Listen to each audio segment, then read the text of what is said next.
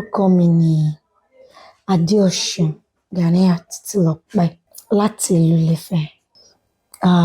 Oníṣẹ̀ṣe ni mí. Mo fi sí ìdí Ọbàtálá àti pé Ọ̀ṣun. Ibẹ̀ ni specialty mi. Gẹ́gẹ́ bí orúkọ yẹn, Adéọ̀ṣun Ganiat. Ibi tá ti bí ni gangan.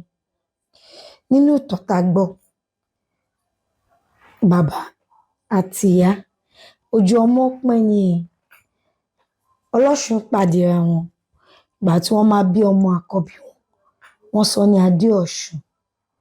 Ìgbà tó yá, ó wò pé òun fẹ́ lọ kẹ́kọ̀ọ́ àwọn Mùsùlùmí. So ó rìnrìn àjò kúrò, ó lọ. Ìpadà díẹ̀, ó wá kó ẹ̀sìn jọ ń bí. But ìyẹn ò mú ìṣẹ̀ṣe kúrò ní inú ilé yẹn. Ó ṣe mọ̀ pé a máa ń ní àṣàyàn, a máa ń ní ó kàn ń ṣe, but there's some particular people tó òrìṣà kan máa ṣàdá nínú ilé kọ̀ọ̀kan. So tí wọ́n sọ pé ìwọ la fún pé ìwọ ni kò jókòó ti nǹkan báyìí, tó jẹ́ pé báyìí òun ni orúkọ yẹn á máa rò. But me practically mi rò pé bóyá mo kọjá or bóyá mo ṣìyàn somehow, but that's just to me. Bí ìrìn àjò yẹn ṣe rí pé Adéọ̀ṣun nílé tó ti bí mi, nídìílé bàbá mi, it's practically in their name. Until today, mo ṣì lè pick out some few people tó jẹ́ pé lóòótọ́ wọ́n ń kírun, ṣùgbọ́n wọ́n lọ́ṣun ni.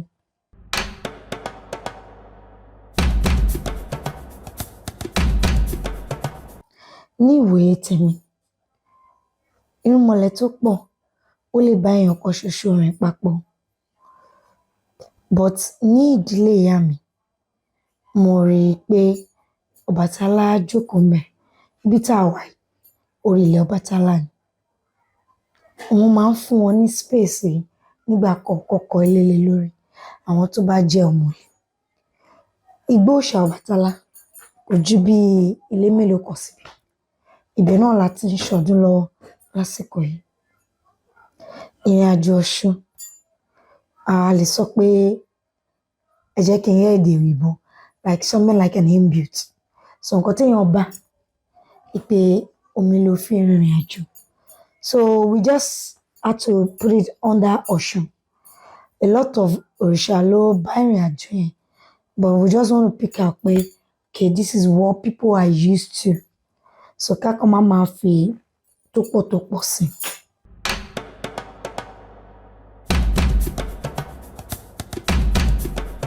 But ní ìwòye tèmi o, wọ́n lè fún ẹ lásìkò, kì í ṣe gbàrà tó bá jókòó tó gbọ́ tiwọn náà ni nǹkan máa bẹ̀rẹ̀ sí í dùn.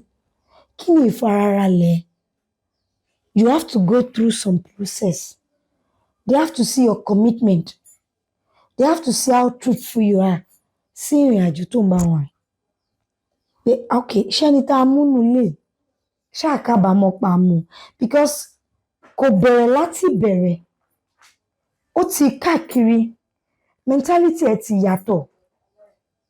So tó bá tiẹ̀ wá mú padà náà lágídí, ṣé kò ń ṣe pé nítorí owó tó fẹ́ rí ló ṣe jókòó, àbí nítorí ọrọ̀ tó fẹ́ kó jọ? Ṣùgbọ́n ṣé tá a bá jí lọ́gànjọ́ òru, tá a sọ pé yá mo rí lébi báyìí, a fẹ́ kó lọ ṣe ìtúsílẹ̀ níbi báyìí, ṣó máa down? Then until you start doing their biddings, tí wọ́n rí bí inú ẹ̀ ṣe mọ́ sí wọn, nǹkan tí wọn náà bá ń tọrọ lákàtà wọn, ó ti dandan kan ṣe.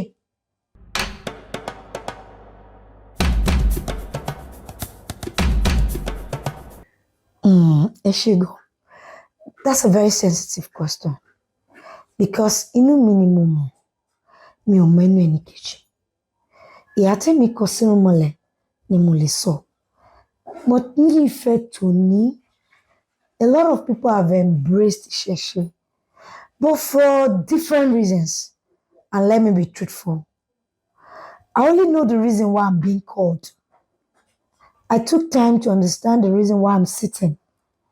But a lot of people are there for two. We can only do it for two reasons. Ìdí àkọ́kọ́ ni pé okay, a ṣe ìṣẹ̀ṣe torí pé wọ́n pè mí, mo jẹ́ Irunmole. I don't even know what's coming. I don't know what's in there. But mo gbóhùn àwọn tó ní mí and I answered. Ìdàkejì ni pé mo rí pé àwọn èèyàn ń ṣe, wọ́n ń rí owó. Àwọn èèyàn ń ṣe, ó má dàbí ẹni pé ó ń di ọrọ̀ fún wọn. Wọ́n ń lọ ìlú ìbò. And that's just basically the two reasons. Kábíyèsí Adéyẹyè ni Tògúnsì, kí adé pẹ́ lórí, kí bàtà pẹ́ lẹ́sẹ̀, kí ìrùkẹ̀rẹ̀ kò dọ́kíní. Nígbà tí wọ́n dé ní 2015, wọ́n dìde wípé gbogbo irúnmọlẹ̀ tó ti lọ ló tún fẹ́, àwọn fẹ́ gbé wọn padà. Though as a single person, ó lè má rọrùn fún wọn. But gẹ́gẹ́ bí ara irúnmọlẹ̀ náà, a lè wò pé àwọn yẹn lè lo opportunity pé òkè ṣe bára wa ni, kí wọ́n gbọ́ call wọn, kí wọ́n dẹ̀ wá ní different places tó ń kálukú ti lọ. But the question now is, àwọn tí wọ́n fi sí ojúlépò àwọn irúnmọlẹ̀ yìí, báwo ni wọ́n ṣe ń tọ́jú àwọn irúnmọlẹ̀ tó padà dé? Because kábíyèsí ò lè handle 401 òrìṣà all by himself. Èèyàn kọ̀ọ̀kan náà ni wọ́n máa fi sí ipò kọ̀ọ̀kan pé kí wọ́n kálukú lọ tọ́jú irúnmọlẹ̀ ní agboolé ẹ̀ tàbí ní community ẹ̀. And he cannot see through to all. The only thing he could do was, I'm the mouthpiece. I can put up my own and call all of you wherever you are. I want you guys back home. This is my regime. Mo fẹ́ kẹ́ wá bá mi ṣe. But the question we need to ask ourselves is, àwọn tí a jókòó tì, báwo ni commitment wa? What do we have in mind? A lot of youth now ní Ifẹ̀ of today, everybody fẹ́ lọ joyè ilé bàbá ẹ̀, which is not wrong. But what is the rhythm? Ìjókòó mélòó ló bá wọn jó tó fi understand pé bí wọ́n ṣe ń ṣe nìyí, ìtàn ti ń dínkù. Everybody is adding their own to ìtàn. Kí irúnmọlẹ̀ jọ̀ọ́, kí wọ́n bá wa tún tò.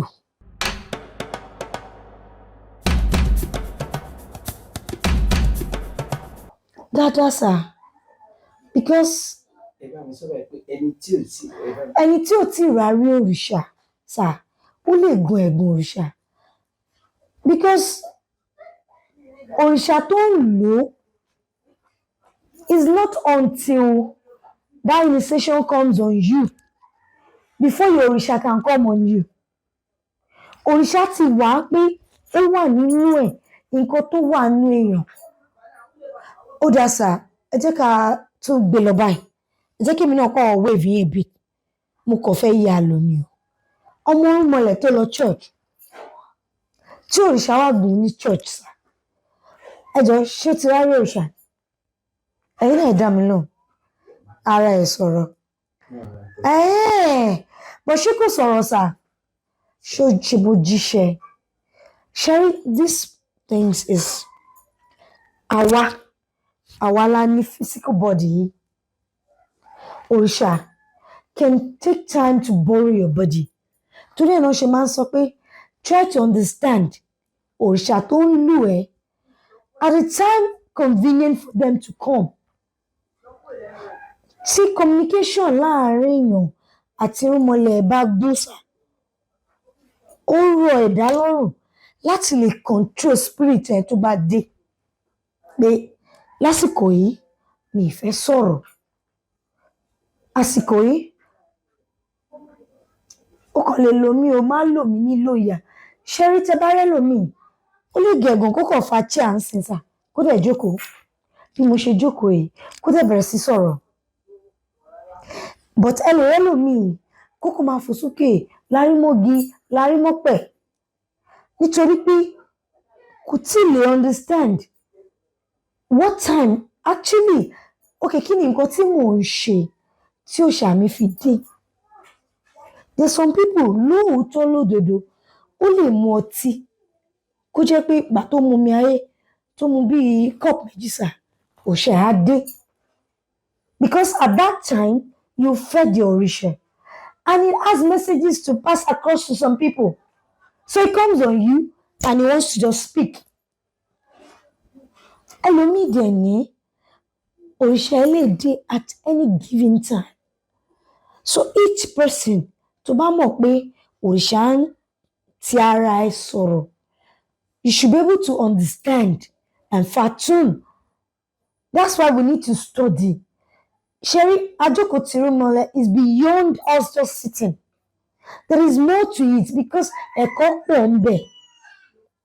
you have to sit down as a person, understand those you're communing with. Who are my ancestors? How many ancestors do I have that come to me to say, okay, I have a message to give to the world? With just their mouthpiece. And when they are done, they move. Want to feel it for you to be here to just do the normal things you need to do.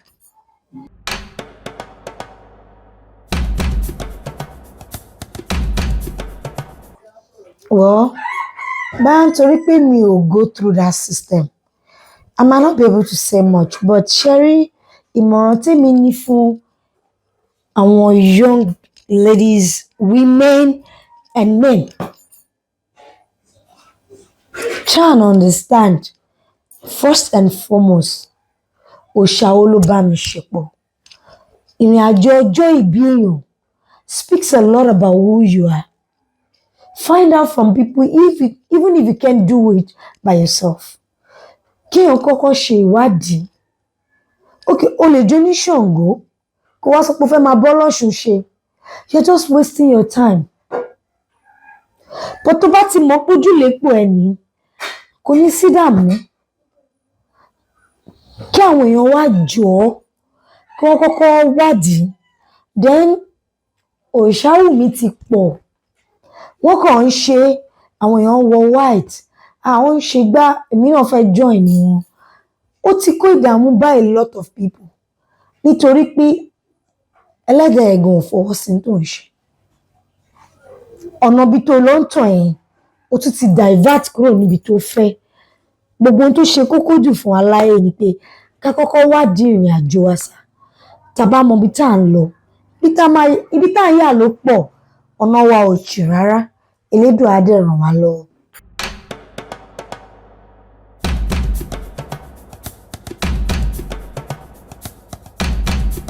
Mo mọ́ra mi, èmi, Adéọ̀ṣun Ganiat Títílọpẹ́ láti ilé Aṣárógun ní Ìrèdùnmí nílùú Ilé-Ifẹ̀.